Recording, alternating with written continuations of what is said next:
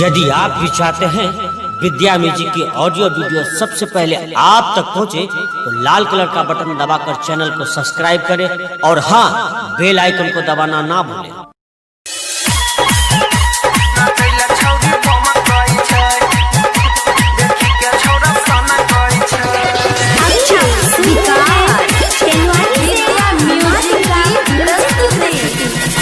जब धमकई छै रे रे रे नचैला छौरी बमकई छै देखी के छौरा सनकई छै कि डीजे जब धमकई छै रे रे रे नचैला छौरी बमकई छै देखी के छौरा सनकई छै पेन्ही के काना बाली नचै छै हाली हाली पूरा देहिया में सेंट ओकर गमकई छै भाई रे कि डीजे जब धमकई छै रे रे रे नचैला छौरी बमकई छै देखी के छौरा सनकई छै नचैला छौरी बमकई छै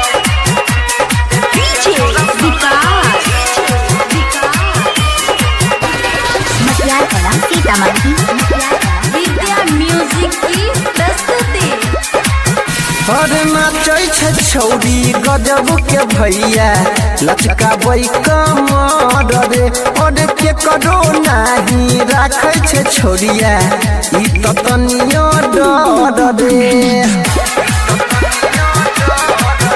अरे नाचै छै छौरी गजब के भैया लचकाबै कमर रे अरे के करो नाही राखै छै छोरिया ई त तनियो डर रे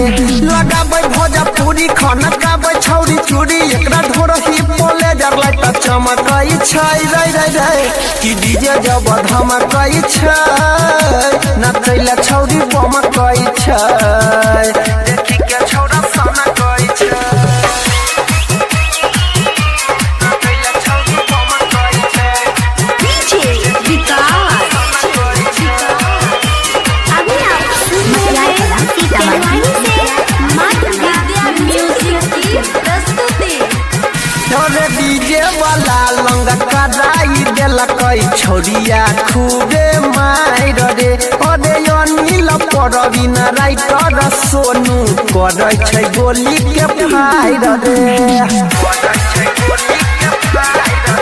अरे डीजे वाला लंग कराई देलकै छोरिया खूबे मार रे अरे अनिल परवीन राइटर सोनू